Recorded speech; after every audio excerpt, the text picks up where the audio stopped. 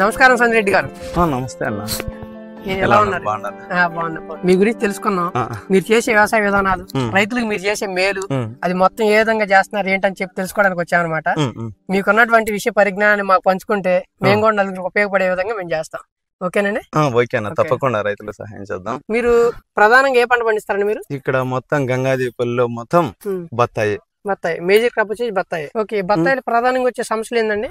బత్తాయిలో ప్రధానంగా వచ్చే సమస్యలు 1 పులుసు పురుగు, 2 బంక తెగులు, 3 వచ్చేసి వేరుకుళ్ళు, 4 వచ్చేసి ఏంటనక ఎక్కువ చెట్లకు వచ్చేసి జింక్ లోపాలు అంటారు. జింక్ లోపాలు వస్తాయి 4 ఈ ఏరియా. అవగాహన రైతులు అయితే ఏదో విధంగా దాన్ని అటు ఇటు కూడా కష్టపడి చేసుకుంటారు. అవగాహన లేని రైతులకి మీరు ఏ విధంగా సలహాలు ఇస్తున్నారు? వాళ్ళని ఎట్ట ముందుకు తీసుకెళ్తున్నారు? వాళ్ళకి ముందుకు వెళ్ళేదానికి నేను ఒక ప్రయత్నం చేసినాను. ఏదంటేనక నేను బత్తాయి మీదనే ఓన్లీ సిట్రస్ మీద తిరుపతి డాక్టర్ వైఎస్ఆర్ ఉద్యాన విశ్వవిద్యాలయంలో నేను అక్కడ ట్రైనింగ్ చేయడం జరిగింది. ప్రతి అవగాహన రైతు గాని ట్రైకోడెర్మా విరిడి సూడోమోనాస్ అనేది పిప్సోల్ కంపెనీ ఉంది.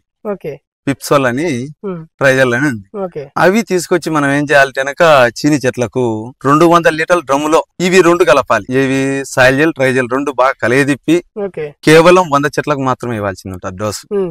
అంటే మీరు చెప్పారు కదా నిందాడ పిప్సోల్ అనే వాళ్ళ గురించి నాకు తెలుసు, ఆల్రెడీ తెలుసు. వాళ్ళ గురించి నేను కొన్ని వీడియోలు కూడా చేశాను వాళ్ళ గురించి.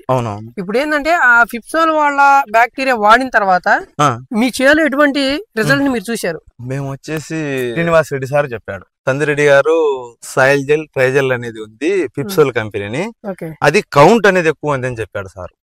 అదేలేండి, అది జెల్ బేస్ లో ఉంటుంది కాబట్టి జెల్ రూపంలో ఉంటుంది, దాంతో కౌంట్ ఎక్కువ ఉంటది అని చెప్పాడు. ఇచ్చిన తర్వాత నేను ఏం చేసిన అంటే తీసుకొచ్చి ఫస్ట్ ట్రయల్ కి 1 ఎకరాతోనే స్టార్ట్ చేశాను. ముందు 1 ఎకరాన్ని వాడారు? 1 ఎకరానే వాడాను.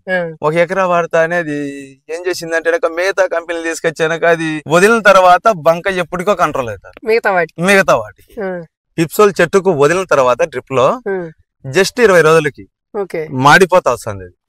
అది ఎలా మాడిపోతుంది అనేది మీకు నేను ఇప్పుడు చూపిస్తా. చూపిండి ఒకటి చూపిస్తా. ఇదేనండి ప్రధానమైన సమస్య. దీంట్లో ప్రధానమైన సమస్య చీనీ చెట్లలో అంటే బత్తాయి అంటారు కొంత లెక్కల. చీనీ చెట్టుకు వచ్చేసి ప్రధానమైన సమస్య బంక తెగులే.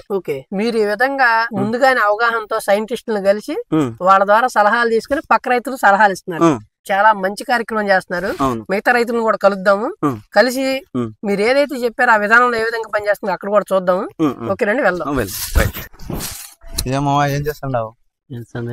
చూస్తానా? అప్పుడు నువ్వు బంధువులు చెప్పిన వల్ల నేను అవి వాడింటే ఆ బంక అనేది కారిపోకుండా అట్టేంగా ఎండిపోయి చెట్టు కంట్రోల్లో అయింది. దానివల్ల మళ్ళా 6 నెలలకు ఒకసారి ఇడిచిన 2 మాటలు. ఈ మధ్యకాలంలో ఎప్పుడు వదిలినాం? అప్పుడు నేను ఇంతగా 10 రోజుల కింద వదిలినాం. మళ్ళా 3 రకాలు వాడుతున్నారు కదా? ఖచ్చితంగా వాడుతున్నాము. చెట్టు అయితే ఇంకా నాది చెట్టు అప్పుడు సచ్చనే గురు సావలేదు ఇడిచిన ఉంటే బాగా పనిచేసింది.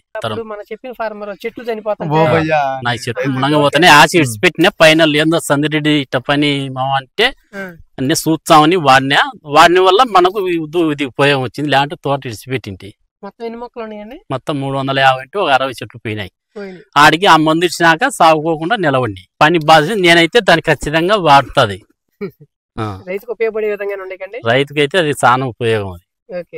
అది మాత్రం 5 సంవత్సరాలు 2 మాటలు వాడుకోవాలి. ఏమంటే మనకు చదువు రాదు కానీ ఏదో పలాని అని ఏదో ఆలోచన ఎవరన్నా అడగడం ఇలా. ఇప్పుడు నాకు ఇది నమ్మకం బాగా దొరికింది. ఖచ్చితంగా ఇది నేను వాడే తీరుతా. ఇది ఎవరికి చెప్పేది ఇదే మంది చెప్తానంగా. తోటలో బంక తెగులు ఆగింది చిన్న చెట్లకు? ఆగిందని ఎట్లా చెప్తాండవు? ఇదే కొమ్మలకంతా కక్కి ఎండిపోతుంది. అది గుర్తు.